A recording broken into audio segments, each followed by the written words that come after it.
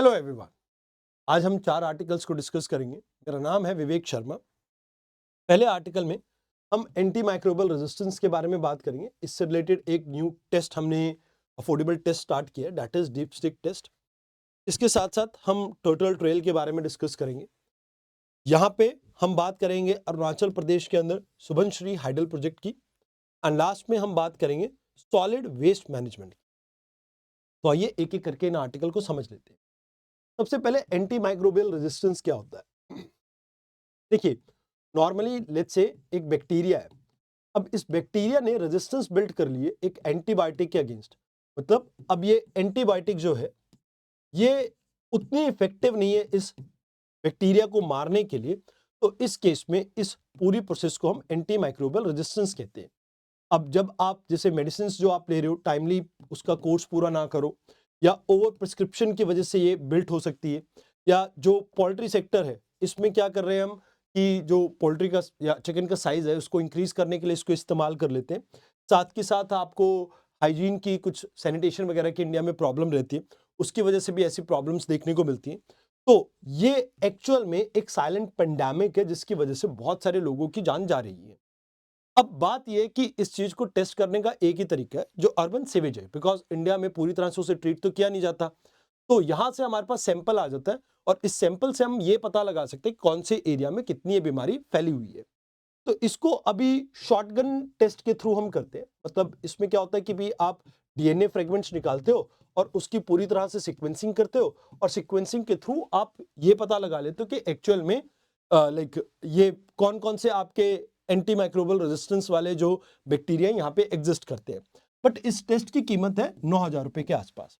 तो कहते हैं कि भाई अब यहाँ पे जो आपका translational health science and technology institute है फरीदाबाद का, इन्होंने एक नया टेस्ट बनाया, that is dipstick test. जैसे जो प्रेगनेंसी को टेस्ट करने के लिए प्रेगान्यूज और इस तरह की जो स्ट्रिप्स आती है, सेम इसी तरह के एक स्ट्रिप है जिसके अंदर आप क्या करोगे, जैसे लेट्स से आप कोई भी सैंपल टेस्ट करना चाहते हो सीवेज का, उसके अंदर डिप किया, आपको पता लग जाएगा 2 घंटे के अंदर कि क्या क्या यहाँ पर आपके डिफरेंट एंटी माइक्रोबियल रेजिस्टेंस वाले बैक्टीरिया एग्जिस्ट करते हैं।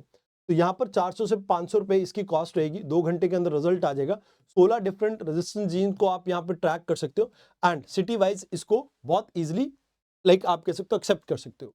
तो यहाँ पे आप ये मान के चलो कि पॉजिटिव टेस्ट आने का मतलब ये नहीं है कि आप बहुत ज्यादा डेंजरस करो, कई बारी लाइक आप बहुत ज्यादा पैनिक करो, क्योंकि ये कई बारी डेंजरस नहीं होता, क्योंकि वो बैक्टीरिया जो है वो डेड भी हो सकता है, and might be a possibility कि वो इतना ज्यादा स्प्रेड ना करे ह्यूमंस के अंदर। तो दूसरी चीज ये आ जाती है कि भाई यहाँ पे जो लाइक आपके टूल्स है ये एक्सलेंट है आपके रिस्क को आइडेंटिफाई करने के लिए, बट यहां पर पैनिक करने की जरूरत नहीं है। आपको यहां पर क्या करना होगा कि एक बार आपने डीप स्टिक से टेस्ट किया, उसके बाद आप शॉटगन टेस्ट को यहां पर परफॉर्म कीजिए। तो 9,000 रुपए जहां पर पेंडेमिक लग रहा है कि हो सकती है, वहां पर आप इन्वेस्ट कर सकते हो।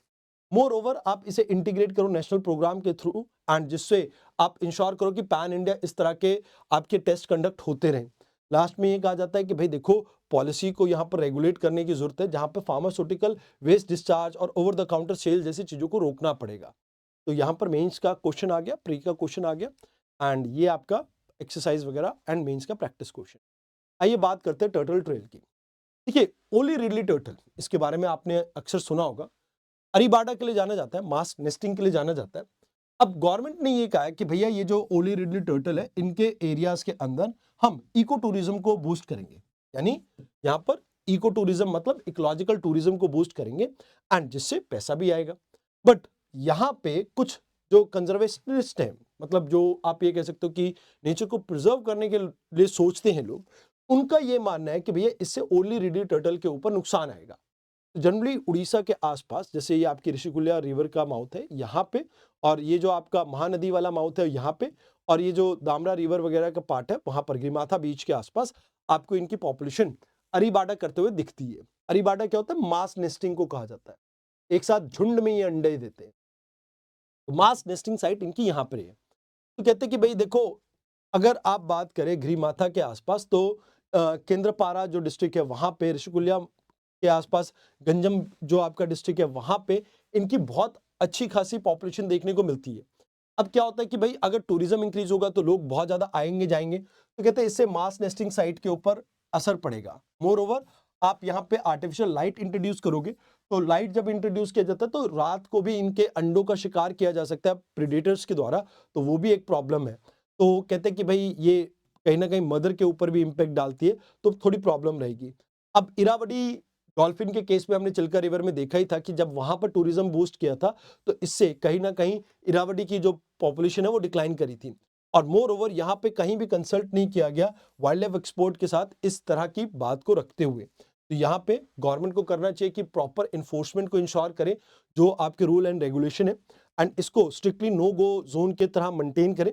एंड यहाँ पर कोशिश की जाए कि भाई जो प्रिवेंट करें कि इस एरिया में जो बॉटम ट्रोलिंग, जो मछली पकड़ते टाइम गलती से ये टर्टल्स भी बीच में फंस जाते हैं, इसको रोके। And more over community based conservation के ऊपर हमें फोकस करना चाहिए।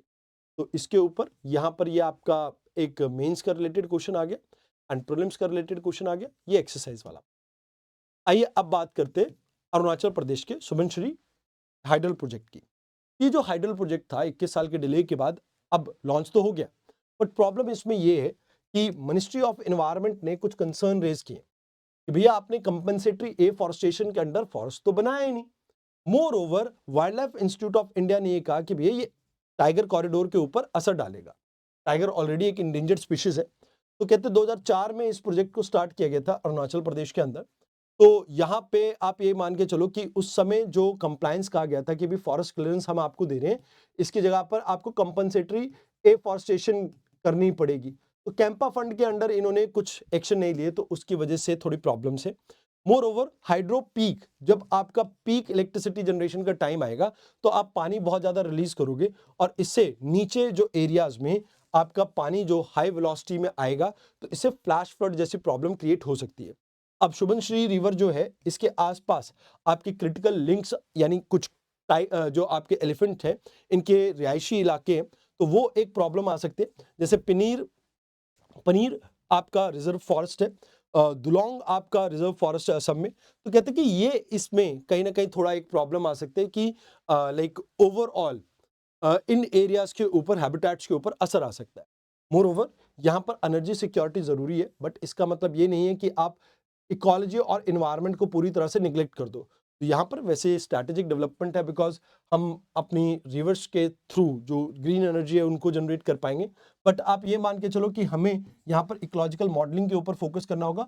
कहीं ना कहीं हाइड्रोलॉजिकल स्टडी को प्रॉपर कंडक्ट करने की जरूरत है ताकि इस तरह के प्रोजेक्ट्स में किसी भी तरह का नेचुरल वेजिटेशन के ऊपर असर ना हो। मोर ओवर वाटर के डिस्चार्ज को हमें रेगुलेट करके रखना होगा ताकि हाथियों के ऊपर असर ना पड़े इसका। एंड टाइम बाउंड एफॉरेस्टेशन के ऊपर यहाँ पे फोकस होना चाहिए। तो ये आपका सॉरी मेंस प्री का पीवाईक्यू हो गया एंड ये आपका एक्सरसाइज पार्ट। अब बात करते हैं आखिरी क्वेश्चन की। देखो इंडिया के अंदर हर साल 1.5 लाख टन आपका हर रोज इतना सॉलिड वेस्ट जनरेट होता है। अब गवर्नमेंट यहाँ पे ये सोच रही है कि भाई देखो हम 4 वे सेग्रीगेशन जो कर रहे हैं, जैसे ड्राई वेट स्पेशल केयर और लाइक सैनिटरी वगैरह का जो मटेरियल है उसे अलग कर रहे हैं। तो कहते हैं कि भाई अब हम यहाँ पर ये कोशिश करें जो बल्क जनरेटर्स हैं उनको ये 4 वे सेग्रीगेशन करनी होगी और उसको डिजिटली टैग किया जाएगा कि हमें पता लगे कि कितना वेस्ट है जनरेट हुआ और कितना उसमें से सेग्रीगेट करके रिप्रोसेस किया गया।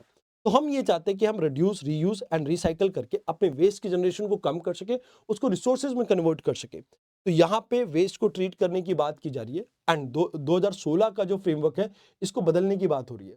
तो अभी सॉलिड वेस्ट मैनेजमेंट रूल 2026 आपका आ गया है और इस रूल के अंदर अभी ये कहा जा रहा है कि भाई देखो सबसे बड़ी प्रॉब्लम हमारे सामने है लैंड फिलिंग की, कि हम कूड़ा इकट्ठा करते हैं और एक जगह पे डाल देते हैं और जिससे कूड़े का पहाड़ क्रिएट होता जा रहा है। तो वो माउंटेन लाइक स्ट्रक्चर हम हटाना चाहते हैं।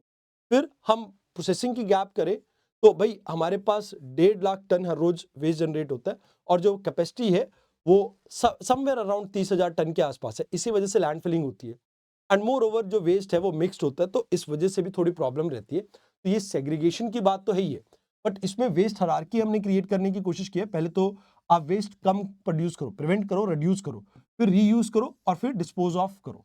देन यहाँ पर पोल्यूटर टू पे प्रिंसिपल के ऊपर फोकस किया गया। अगर आप सेग्रीगेशन नहीं करोगे तो आपको पैसा फाइन पे करना पड़ेगा। एक्सटेंडेड प्रोड्यूसर रिस्पॉन्सिबिलिटी में मैन्युफैक्चरर के ऊपर भी रिस्पॉन्सिबिलिटी लगाई है कि आप वेस्ट अपना कलेक्ट करो। डिजिटली इस चीज को ट्रैक किया जाएगा ऑनलाइन पोर्टल वगैरह के थ्रू। एंड मोर ओवर यहाँ पर इनफॉर्मल सेक्टर के रोल को रिकॉग्नाइज किया जा रहा है एंड उसको भी इसके साथ इंटीग्रेट किया जाएगा। तो कहा जाता है कि भाई देखो, ओवरऑल जो 500 स्क्वायर मीटर के आसपास के आपके मॉल, होटल और रेजिडेंशियल सोसाइटीज है, इनके ऊपर सबसे पहले फोकस किया जा रहा है कि भैया इन्हें रजिस्टर करना पड़ेगा 30 जून से पहले पहले एंड इनको फिर अपने वेस्ट को रेगुलेट करना है। वैसे तो हमने एक लेगेसी वेस्ट को लेके भी प्रोग्राम स्टार्ट किया था 30 अक्टूबर तक इस साल के। हम कोशिश करेंगे कि लेगेसी वेस्ट को खत्म कर सके अर्बन लोकल एरियाज में से।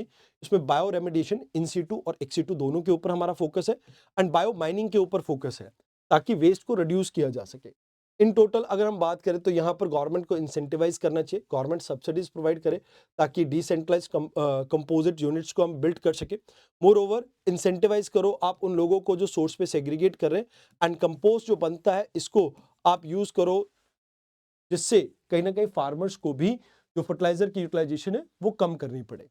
तो यहाँ पर इसका मेंस, प्री का question and exercise and mains का प्रैक्टिस क्वेश्चन। तो आज के डिस्कशन में इतना ही था। आई होप आपको वीडियो अच्छी लगी हो। धन्यवाद।